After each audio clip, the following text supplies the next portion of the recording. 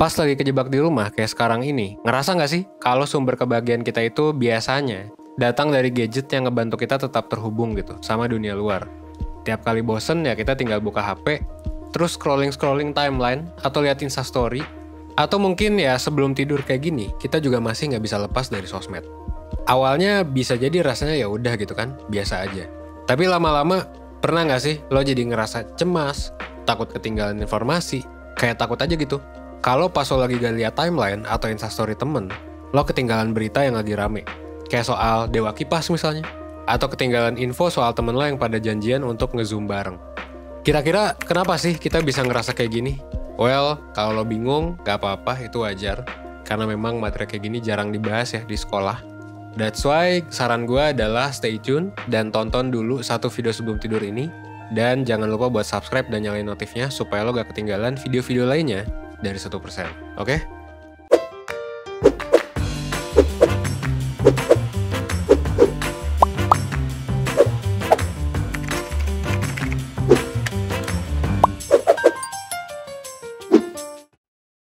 Nah, kalau misalnya lo mengalami perasaan takut ketinggalan informasi, kayak yang dijelasin di awal tadi, kemungkinan lo mengalami suatu fenomena yang namanya FOMO, atau Fear of Missing Out, yang secara harafiah artinya adalah rasa takut ketinggalan atau kelewatan tentang sesuatu. Entah itu informasi atau pengalaman. Mungkin istilah ini kedengeran baru, tapi sebenarnya perasaan FOMO ini bukanlah sesuatu yang baru-baru amat. Bahkan sebenarnya, di waktu dimana kita bergantung banget sama gadget dan sosmed, sebagian besar dari kita merasakan hal ini dan kesulitan buat mengatasinya. Nah, tapi sebenarnya FOMO itu apa sih?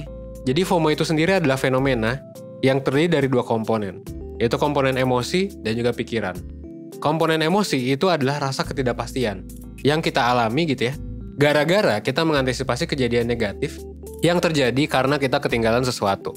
Misal, mungkin kita takut kalau kita bakal nggak nyambung pas ngobrol sama temen. Dan ngerasa tersingkirkan gitu, gara-gara nggak update soal berita terbaru. Misalnya tentang artis atau semacamnya lah. Atau tentang hal yang kita sukai. Nah, sementara itu, tadi kan komponen emosi ya, sekarang komponen pikiran. Komponen pikiran itu berhubungan sama proses berpikir. Jadi, ketika kita mengalami FOMO, biasanya kita itu ngebanding-bandingin pengalaman kita sama pengalaman orang lain. Misalnya mungkin lo ngerasa FOMO karena takut. Kalau ternyata ketika lo lagi buka HP, teman-teman lo lagi hangout bareng via Zoom. Sementara lo lagi sibuk ngelakuin hal yang lain dan kelewatan aja. Dan selain itu, komponen pikiran ini juga bisa berupa pikiran kita yang ngebanding-bandingin pengalaman saat ini dengan pengalaman yang dulu. Yang mungkin pernah kita alami atau pernah kita lewatkan juga. Atau kita ngebandinginnya sama pengalaman menyenangkan yang mungkin bisa aja kita alami gitu. Nah, perasaan dan pikiran ini nggak cuma dialami tentang ya pengalaman kayak hangout gitu ya, atau nonton live artis, atau kayak ketinggalan pre-order buku 1% misalnya. Tapi juga soal informasi yang kita dapat gitu ya. Nah, buat lo yang ketinggalan PO buku, ya silakan ya, sayang sekali. Tapi ininya gini, makanya kehidupan yang serba terhubung ini jadi kayak pedang bermata dua sih. Mungkin di satu sisi ya, di masa sekarang yang serba digital, beberapa dari kita ya terus-menerus terhubung dengan informasi di luar. Apalagi pandemi, kita nggak bisa kemana-mana gitu kan. Dan akhirnya bergantung sama internet dan HP doang. Di sisi lain, kita juga jadi terlalu terhubung. Sampai ini bikin kita rentan buat kesepian, buat FOMO, buat cemas. Dan takut kalau kita lagi nggak terhubung sebentar aja. Apalagi kalau ngedengar komentar kayak, ah masa lo baru denger sih? Ini kan rame ya? Gitu. Lo nggak gaul? Gitu, kampungan. Padahal kan informasi yang kita lewatin juga belum tentu penting banget gitu. Dan bahkan mungkin bisa jadi nggak penting sama sekali gitu kan. Jadi intinya ya FOMO ini adalah suatu hal yang kompleks sebenarnya. Nah, kenapa sih orang bisa FOMO gitu? Apa karena efek sosmed? Apa karena apa gitu? Well, sebenarnya penggunaan sosial media itu bukan faktor yang nentuin banget sih apakah seseorang bakal mengalami FOMO atau enggak. Jadi kalau ada dua orang yang ngabisin ya dua waktu yang sama persis di sosmed, dua-duanya selalu main 10 jam sehari, belum tentu dua-duanya bakal mengalami FOMO. Gitu ya. Mungkin yang satu cuma sedikit ngerasa negatif, sementara yang satunya lagi benar-benar ngerasa cemas. Intinya nggak semua orang punya tingkat kecenderungan yang sama buat mengalami FOMO. Nah, tapi buat mereka yang dari sananya rentan buat mengalami FOMO, sosmed memang bisa memperburuk kondisi ini. Kenapa? Karena gini, sosmed itu memungkinkan kita buat ngelihat segala hal yang terjadi di dunia. Dan mereka yang memang rentan buat FOMO bisa jadi memang ngerasa makin takut karena mereka jadi tahu apa yang mungkin bakal mereka lewatin. Makanya mereka yang rentan FOMO itu disaranin buat mengurangi penggunaan sosmed. Atau bahkan nggak pakai sama sekali untuk beberapa lama, alias detox gitu. Supaya apa ya? Supaya nanti jadi lebih baik. Nah terus gimana sih caranya untuk mengatasi masalah FOMO ini? Buat mengatasi masalah FOMO, hal pertama yang bisa lo lakuin adalah lo identifikasi alasan lo takut untuk ketinggalan informasi. Kira-kira apa sih gitu? Apakah lo FOMO gara-gara cemas misalnya? Nggak dapat berita? Atau takut ketinggalan PO bukunya 1%? Nah gitu ya. Atau karena lo ngerasa kesepian? Atau karena lo ngerasa lo harus terhubung terus nih sama dunia luar? Pokoknya apapun ya, sebenarnya faktornya bisa apapun. Tadi gue sebutin contoh doang. Intinya sih pahami dulu masalah yang lagi lo alami, supaya lo bisa mengatasinya. Terus, setelah lo memahami masalahnya, lo juga bisa mulai buat implementasi. Yang namanya adalah JOMO. Ya, JOMO tuh apa?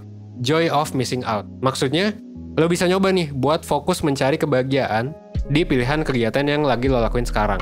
Daripada mikirin hal-hal yang mungkin lo lewatin. Jadi kalau lo lagi makan dan kira-kira lo bakal miss out sama something, ya nikmati aja makanannya gitu ya. Ini bisa lo lakuin dengan praktekin self-compassion. Dan coba deh buat ngedahuluin pilihan yang memang udah lo buat, dibandingkan hal-hal lain di luar sana. Kalau misalnya lo pengen tahu tentang self-compassion gitu ya, lo bisa cek sih di video sebelumnya dari 1%. Nah kalau lo udah ngerasa FOMO yang lo alamin ini parah banget, lo bisa coba sih untuk sekalian berhenti dulu main sosmednya dan cari kegiatan lain. Gitu. Masalahnya hal ini mungkin memang gak gampang ya. Kayak misalnya tim sosmed 1% gitu, gue suruh berhenti sosmed ya, susah. Karena mereka memang harus selalu terhubung. Gue sendiri pernah nih ngerasa stres, terus gue coba detox kan, tapi susah. Tapi ya, kalau misalnya kayak gini, sebenarnya yang gue lakuin adalah, dan bisa coba lo lakuin, adalah lo bisa coba sisihin waktu khusus buat catch up sama informasi-informasi. Jadi, lo bisa jadwalin tuh kapan waktu lo main sosmed, kapan waktu lo enggak, gitu. Dengan lo nyisihin waktu, lo jadinya nggak harus selamanya mantengin sosmed, dan akhirnya malah nggak produktif. Emang sih mungkin dapet infonya nggak langsung. Mungkin sehari, 2 hari, 5 hari lagi. Tapi ya nggak apa-apa juga kan. Ketinggalan informasi nggak bikin lo mati kok. Ketinggalan informasi juga bukan akhir dunia. Dan ya ketika gue lakuin juga 1% jalan-jalan aja juga gitu. Meskipun basically gue kan ada di bisnis YouTube. Dan juga bisnis-bisnis yang berkaitan sama sosmed. Nah tapi kalau lo masih ngerasa nggak bisa kebantu sama cara-cara yang gue jelasin tadi, bisa jadi FOMO yang lo alami sebenarnya berakar dari masalah lain yang mungkin belum lo sadari. Gue juga kayak gitu. Dulu gue pernah punya masalah, terus ternyata gak selesai-selesai kan masalahnya. Akhirnya gue coba untuk ya konsultasi nih ke mentor 1% dan juga ke psikolog 1%. Dan kalau misalnya lo ngerasa kayak gitu juga, gue saranin lo coba sih konsultasi sama orang-orang yang udah terlatih untuk mengatasi masalah kayak gini. Kayak misalnya mentor 1%. Lo bisa coba ngelakuin ini lewat layanan ya mentoring ya, dimana lo bakal dibantu buat menggali nih akar masalah yang lo alami dan buat nyari solusi yang pas. Dan gak berhenti di situ juga, lo juga bakal dibantu buat kenal diri lo lebih jauh lewat apa? Ini yang menurut gue penting, lewat tes psikologi gitu. Jadi lo bakal dapet tes kepribadian, tes kesehatan mental, sama tes minat bakat gitu. Gak berhenti di situ, lo bakal dapet worksheet juga yang nanti bakal jadi tugas buat lo yang bisa lo follow up di sesi selanjutnya. Oke? Nah kalau misalnya lo tertarik, lo bisa langsung ya cek link yang udah gue taruh di deskripsi. Silakan diklik aja kalau misalnya lo mau nyari tahu lebih lanjut. Dan atau lo bisa cek 1%.net buat nyari tahu layanan lainnya sih selain mentoring gitu ya.